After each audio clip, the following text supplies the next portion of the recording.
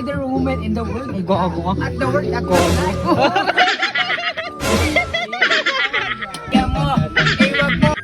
Yeah, what's up guys? Good evening. Tuping ko sa saka. Ngayong gabi nga guys, wala na naman kami sa bahay. Kasi guys, nagkayaan kami na mag-overnight swimming. Bali ito nga guys, yung part 2 ng video ko kahapon. Yung ano ba, yung naglangoy kami sa Oropal. Habang naglalangoy kasi kami kahapon guys, nagpaplano kami neto. Sabi nila guys, gusto daw nila mag-resort, kaya eto na. Bali kami nga lang ulit yung magkakasama guys. Ang tatakaw namin maglangoy no, hindi rin nalatang sabi kami sa tubig. Kaya dito kami pumunta guys, sa resort na to. Mura lang kasing entrance dito guys, 150 lang yata. Ang kaso lang, ayaw gumana ng doorbell nila, kaya nandito pa rin kami sa labas. Wala, parang ayaw yata kami papasukin. Dito ba talaga yung entrance neto mga bes? Na open doors allowed, hindi naman kami magtitinda. Kaya eto na, ako na yung gumawa ng paraan para mabuksan. Alaka na ba yung ginagawa ko na yun? Napakaligalig ko talaga. Kaya wala rin siguro nagbabantay dito sa labas guys, kasi gabi na. Pero ang plano talaga namin guys, mga 5:30, mag-aalisa na kami. Ang kaso nga lang guys, mag-alas 8 na, saka natuloy. Pero at least guys, no, natuloy. Hindi kagaya ng mga swimming nyo na puro drawing lang. Buti tang sa amin guys, kahit biglaan natuloy. Muntik lang hindi, nako, nakakalungkot sana. At eto nga guys, nandito na kami sa loob ng resort. Pinasok na namin kasi wala naman tao. Tsaka parang wala masyadong tao ngayon dito guys. Tinuloy na namin to guys kasi sabi ng isa namin tropa, nag-book daw siya. Nakakaya no, nagabala pa siya. At eto nga guys, yung loob ng resort, kung makikita nyo. Bali ngayong gabi guys, isang cottage lang yung merong laman. Ngayong gabi nga lang din guys, yung first time ko makapasok dito. Pero palagi akong dumadaan dito guys, hindi lang ako pumapasok kasi wala akong kasama. At akala ko din guys, mahal yung entrance dito, mura lang pala. Sa ibang resort kasi guys, ang pagkakaalam ko, 200 pataas yung entrance nila. At sa part na to guys, kinakausap na kami ng may-ari. Tinatanong niya kami guys kung kaya naming ubusin yung tubig ng swimming pool. Kaya itong mga kasama ko, hindi makaimik kasi baka mabalisaw-saw sila. Pero joke lang yun guys, kaya kami kinakausap. Kasi yung oras ng resort is hanggang 12 AM lang. Tapos anong oras na, hindi kami makakapag-enjoy masyado. And then yung cottage nila is 500. Sabi ng tropa ko, 300 lang bulaan. Tapos nalaman din namin, hindi pa nag-book yung tropa ko. Naku, napakambog talaga. At eto nga guys, nag-uusap na kami kung i-grab namin yung offer ni ma'am. Hanggang 12 lang kasi guys, tapos 500 pa yung cottage. And then, bukod pa yung entrance na. Eh, ang gusto namin guys, mag-overnight talaga kami, tapos mag-i-enjoy. Kaya ayun guys, hindi namin tinanggap yung offer ni ma'am. Tapos sabi ni ma'am, hindi rin sila masyado tumatanggap ng walk-in. Kailangan daw talaga mag-book ka. Mag-book ba? Putik na nanay, maglilibro pa ako. Kaya eto guys, sinabi namin kay ma'am na next time na lang. At eto nga guys, palabas na kami ng resort. Palpak man yung plano namin dito ngayon, magpaplano kami ng iba. Hindi pwedeng hindi matutuloy ngayong gabi to. Nakapagpaalam na yung iba, tapos yung iba tumakas. Kaya eto guys, magpaplano kami ng iba. Marami namang resort dito guys, sa dagat. Pero napagkasundo namin guys, sa dagat na lang. Next time na lang siguro kami mag-resort, marami pa naman pagkakataon. Kaya dumaan muna kami dito guys, sa bukas sa tindahan. Bibili kasi kami guys ng mga kakainin namin sa gilid ng dagat. And then, baka mag-shoot-shoot kami ng konti. Alaka, matik na yan, bes, mga palainom kayo. At ayun nga guys, nakarating na kami dito sa gilid ng dagat. Tapos, kumain na rin kami ng cottage para may matuluyan kami. Mahirap na kasi guys, kasi baka biglang umulan. Tsaka mura lang naman yung cottage dito guys. 450 siya, nakuha namin siya 500, nakamura pa kami. Tapos, okay na okay guys, kasi may higaan pa. Sobrang lakas pa ng hangin dito guys, ang lamig. At guys, yung bubong ng cottage na kinuha namin, walang tumutulo guys, kasi hindi naman umuulan. Tsaka sana guys, wag umulan, hindi tayo makakapag-enjoy bes. Tamang chill mode lang kami dito mga guys. Baka bigla nyo akong tanongin guys kung ilan yung buhangin dito, hindi ko alam ha. Tapos ayun guys, hinihintay lang namin matapos magligpit si ate. Tapos marami rin siya mga bilin sa amin. Na kesyo, wag daw kami mag-iingay kasi gabi na, tama naman yan. Tapos yung mga panty daw na nakasampay sa taas, wag na lang daw namin pansinin. Alaka, joke lang yan ha. And then guys, nagdala na rin kami ng speaker para makapagpatugtog kami dito. Kapag kasi manghiram pa guys, may bayad. Eh kaya naman namin magdala guys, kaya nagdala na lang kami. Tapos guys, solong-solo pa namin yung gilid ng dagat dito. Kasi parang wala masyado nagbi-beach ngayon. Kaya eto guys, tamang chill lang kami dito. Para naman kahit papaano makalimutan kami ng problema. Baka naman masundan pa kami, malayo-layo na kami. Tapos mga ilang minuto nakalipas guys, dumating pa yung dalawa naming tropa. Wala din yata sila magawa sa kanila, kaya makikipagbasakan sila sa amin. Tapos ng mga nakakainom na kami guys, nag-wild ng iba kong tropa. Panarin nyo guys, ito lahat yung buong nangyari. Guys, dito kami.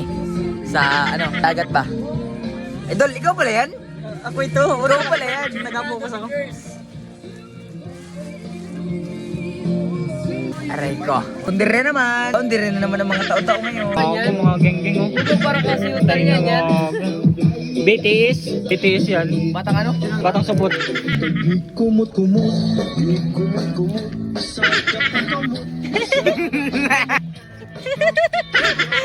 Spider Woman in the world. Ay, gago ka. At the world at the Gago.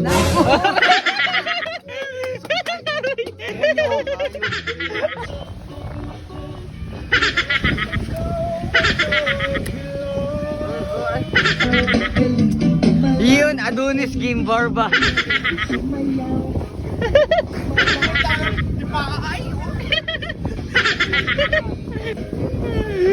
Tayo na eh. Oh, may aroma dyan eh.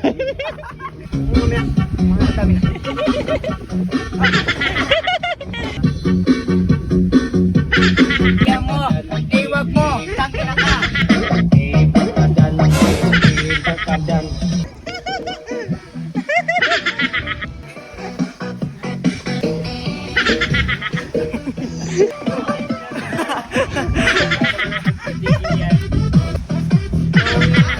Toy Dero.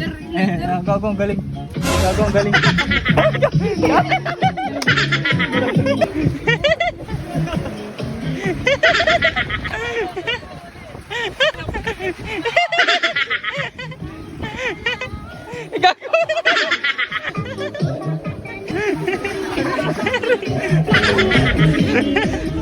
Ay, wala.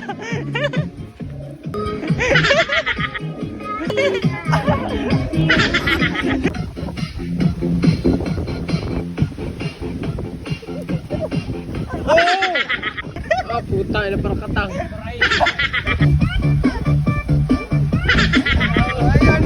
Tangin naging nawa.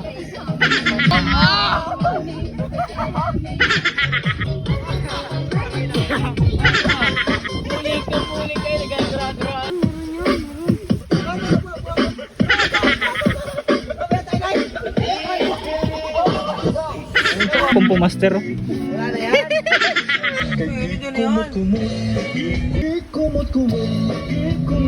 Gago bang tigula pa.